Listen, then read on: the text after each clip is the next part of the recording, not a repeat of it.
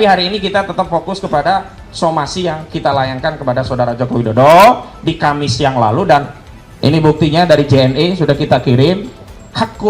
Bukan hakul yakin ya, Golobatudzon ya, dugaan kuat kami, surat itu sudah diterima oleh Saudara Joko Widodo. Bismillahirrahmanirrahim. Assalamualaikum warahmatullahi wabarakatuh.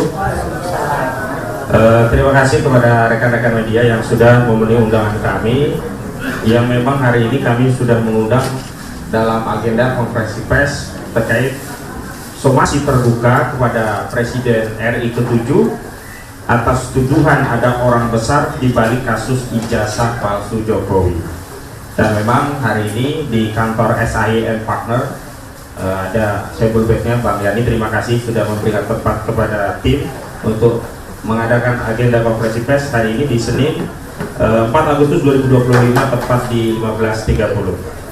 Baik, yang pertama yang ingin kami sampaikan bahwa kami dari tim advokasi anti kriminalisasi akademisi dan aktivis yang merupakan kuasa hukum dari Pak Roy Suryo dan kawan-kawan telah mengirimkan surat somasi pada Kamis yang lalu kepada yang terhormat Saudara Joko Widodo, yang terhormat di ya, alamat yang bersangkutan di Jalan Kutai Utara, RT 8 RW 7, Kelurahan Sumber, Kecamatan Banjarsari, Kota Solo, Jawa Tengah.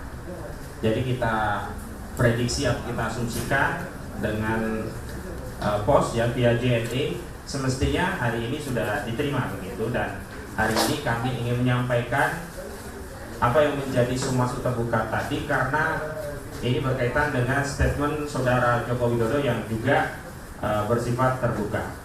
Alhamdulillah di tengah-tengah kami sudah hadir dari tim advokasi yang di sebelah kanan saya adalah Koordinator Litigasi Bang Petrus Celestinus, Sarjana Hukum. Kemudian ada Prinsipal klien kami Pak Roy Suryo. Kemudian ada juga tim advokasi kami Bang Jahmada Girsang SHMH. Kemudian juga ada Dr. Herman Kadir SHMU, termasuk Sebul B, Dr. Ahmad Yani SHMH, dan Bang Mulyadi SHMA yang merupakan bagian dari tim advokasi. Kemudian di sebelah kiri saya juga ada Bang Medi Junior atau SHCLA, anggota tim dari advokasi. Dan ada juga Bang Rizal Fadilah SH, meskipun sering melakukan advokasi, tapi dalam kasus ini beliau ini terlapor ya. Jadi beliau juga klien gitu ya, terlapor tapi tidak diakui oleh Saudara Joko Widodo. Ya, melaporkan peristiwa begitu muncul 12 nama, diantaranya ada Bang Rizal Fadilah, tapi Saudara Joko Widodo tidak mengakui. Jadi siapa sih sebenarnya yang melaporkan ini ya? Kan polisi nggak mungkin dia merasa menjadi pribadi Jokowi, merasa tercemar, merasa difitnah, lalu menuliskan nama Rizal Fadilah sebagai terlapornya begitu. Kemudian ada lagi tokoh kita, aktivis yang sudah ketahui, Bang Muhammad Saididu. Kita juga akan mintakan nanti pandangannya, karena memang ini tidak ansi soal jasa palsu, tapi ini ada dampak pada perpecahan dan pembelahan anak bangsa yang sedianya sebetulnya bisa lebih mudah segera diakhiri, tapi kok masih terus ya berlanjut. Kita nanti akan dengar pandangan beliau. Kemudian ada juga Bang Bahar ya, Baharudin Zaman. Itu beliau yang mengawal Pak Sunarto karena sudah jauh-jauh datang ke penyidik, disitu penyidiknya tidak hadir dalam rangka untuk mengambil keterangan sebagai saksi. Nah, beliau nih Bang Bahar yang mendampingi. Dan juga ada Ibu Kurnia Tidoroyani, statusnya terlapor. Ya, tapi terlapor advokat, jadi aneh juga. Advokat kok bisa dilaporkan? Semestinya sesuai undang-undang advokat, harusnya yang orang yang mau melaporkan advokat itu pergi ke Dewan Kehormatan Organisasi Advokat, meminta arahan, petunjuk, apakah yang akan dilaporkan itu masuk dari kategori kegiatan tugas profesi atau tidak. Kalau itu bagian dari pelaksanaan tugas profesi advokat, maka tidak bisa dibawa ke ranah pidana atau perdata, bukan main lapor. Dan ada Pak Nursan, juga Bu Soraya, bagian dari tim advokasi, juga Bu Mary Safiri dari KNPRI ya, mak-mak militan ini. Baik, saya mulai saja yang sebelum ke Bang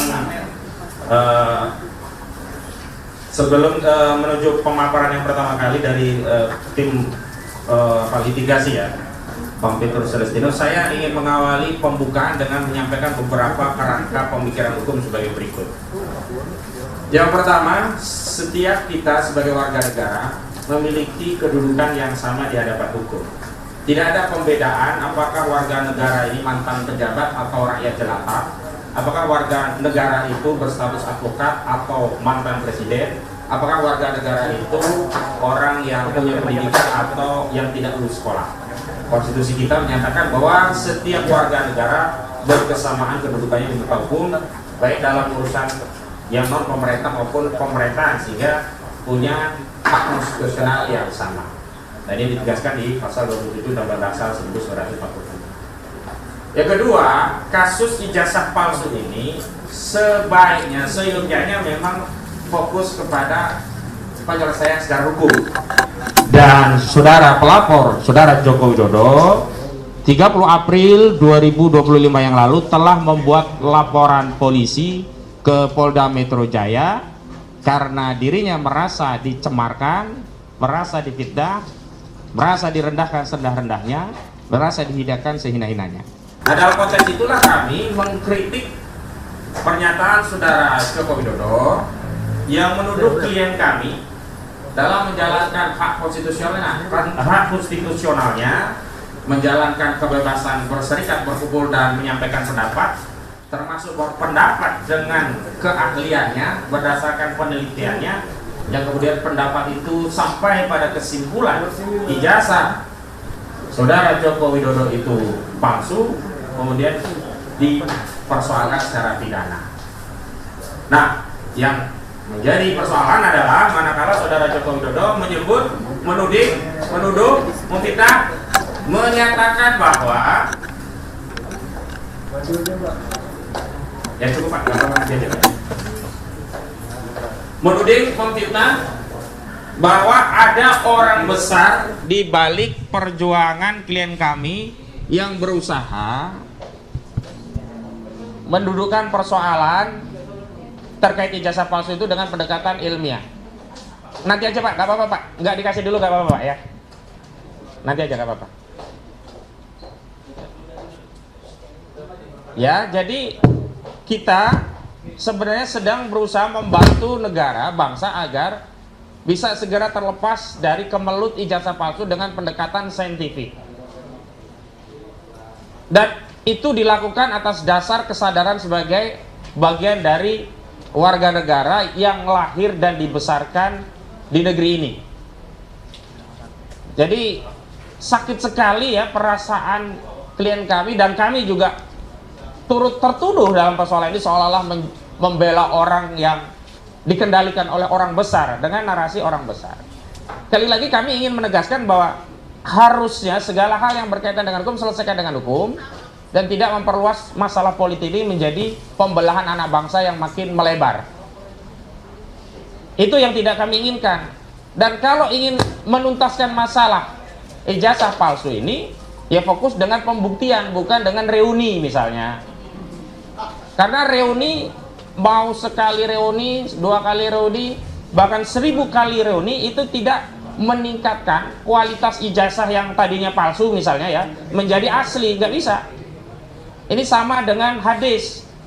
Hadis itu kalau sudah ada yang menyatakan dhaif, ada yang menjah, ada yang menyatakan orang yang meriwayatkan salah satu perawinya itu pendusta, maka meskipun dihadirkan 1000 hadis yang dhaif, itu bukan meningkat hadisnya menjadi sahih, justru makin parah.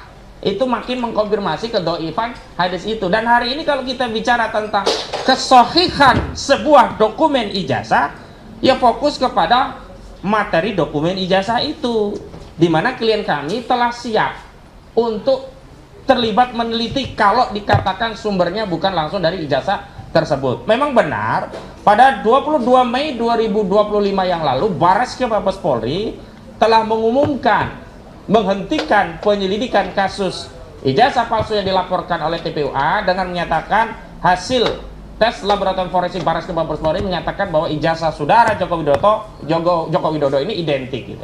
Kami tidak soal kalau hasilnya adalah identik, tinggal berikan akses kepada klien kami untuk juga ikut meneliti objek yang diteliti oleh Bareskrim, sehingga nanti kalau ternyata klien kami menyatakan identik, selesai. Jika klien kami menyatakan memang beda dan makin menguatkan bahwa ijazah itu palsu, makin mengkonfirmasi bahwa ijazah itu palsu karena yang diteliti oleh Barreskrim ternyata tidak jauh beda dengan foto-foto yang selama ini sudah beredar, tidak jauh beda yang selama ini dengan dokumen yang sudah diupload di KPU, KPUD yang menjadi syarat untuk menjadi presiden dan juga kepala daerah.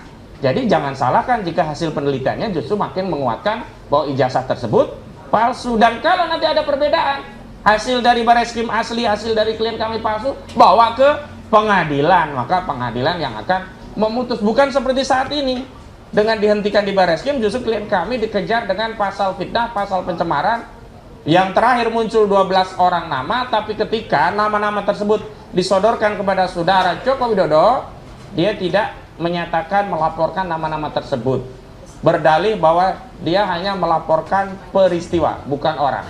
Padahal peristiwa pidana yang disambukan adalah delik aduan. Mutlak harus ada pihak yang menjadi korban yang merasa tercemar, merasa terfitnah karena kekuatan menuntut secara hukum pada delik aduan, yakni pasal 310 dan 311 KUHP, itu ada pada kewenangan korban. Jika korban menyatakan tidak merasa terfitnah, tidak merasa tercemar, dan tidak menuntut terlapor, ya selesai. Polisi, jaksa tidak bisa bertindak untuk dan atas nama korban. Polisi dan jaksa hanya bisa bertindak untuk dan atas nama negara dalam kasus delik umum. Misalkan pembunuhan, melaporkan terjadi peristiwa pembunuhan, tidak tahu siapa yang membunuh, masuk akal. Lah ini melaporkan dirinya difitnah, dirinya dihinakan sehina-hinanya, direndahkan serendah-rendahnya, nama kok nggak muncul begitu loh. Itulah yang saya katakan dalam sejumlah media bahwa saudara Joko Widodo ini pengecut gitu ya. Mau melaporkan ya tentang fitnah pada dirinya tapi tidak berani sebut nama. Ketika sudah disodorkan 12 nama juga tidak dikatakan mana nama itu. Dan saya meminta Polda Metro Jaya, kalau memang saudara Joko Widodo menyatakan bahwa bukan 12 orang itu yang dilaporkan dirinya, maka lepas ini terlapor ini, gak ada urusannya dengan proses hukum. Dan karena riuhnya masalah ini jadi sempat meluas sampai seorang penyanyi ya, Iwan Fals gitu ya, itu membuat polling di akun sosmednya, saya lupa itu akunnya apa namanya, Twitter atau yang lain ya, pokoknya akun sosmednya begitu. Justru dari hasil polling yang diadakan oleh Iwan Fals, 70% itu meyakini ijazah saudara Joko Widodo palsu, bahkan 72% gitu. Makanya jangan kemudian ya rakyat diadu dengan misalkan polling dari Denny JA yang menyatakan masyarakat masih percaya. Kalau polling dibalas sama punyanya Iwan Fals juga selesai. Justru yang harus dihadirkan tuh ijazah asli. Jangan biarkan rakyat menjadi terbelah. Nah, karena alasan itulah kami mengajukan surat somasi dan nanti redaksi somasinya juga akan dibacakan, dan tentu saja sikap apa yang melatar belakangi somasi ini juga akan disampaikan oleh koordinator litigasi dari tim kami. Baik, ada tambahan satu lagi yang perlu saya sampaikan. Justru kami merasa yang ada orang besar itu di balik Sylvester Matutina. Itu ada orang besar itu. Kenapa? Saudara Sylvester Matutina ini sudah terpidana, divonis inkrah 1 tahun dan 6 bulan, tapi sampai hari ini tidak menjalani putusan penjara. Kalau dia berdalih sudah menjalani, itu menjalani proses hukumnya di sidang iya, tapi menjalani di penjara itu belum. Aneh, negara kita negara hukum, sudah vonis, sudah inkrah, kok nggak di penjara? Patut diduga ada orang besar ini. Nah, orang besar itu yang dimaksud bukan fisiknya, berarti punya pengaruh besar. Siapa yang punya pengaruh besar saat 2019? Saat Sylvester Matutina divonis dengan penjara, yang ingkrah di 2019, ya saudara Joko Widodo. Orang besar itu saudara Joko Widodo saat itu menjadi presiden. Nah, sekarang kami uji apakah masih ada orang besar di belakang Sylvester Matutina. Kalau ternyata Sylvester Matutina tidak sekedar dieksekusi, berarti masih ada orang besar. Dan orang besarnya siapa? Kalau dulu Jokowi ya, sekarang saya tidak tahu. Karena itu agar tidak ada tuduhan ada orang besar, saya bersama tim sudah minta kepada Kepala Kejaksaan Negeri Jakarta Selatan selaku penuntut dan juga eksekutor kasus itu. Karena diadili di Pengadilan Negeri Jakarta Selatan. Penuntutnya jaksa dari Jakarta Selatan, berarti eksekutornya dari Kejari Jakarta Selatan. Apa tuntutan kami? Eksekusi. Jangan biarkan seorang terpidana masih eksis di ruang publik dan justru menebarkan fitnah ancaman kepada klien kami. Ini sudah kami kirim ya suratnya ke Kejari.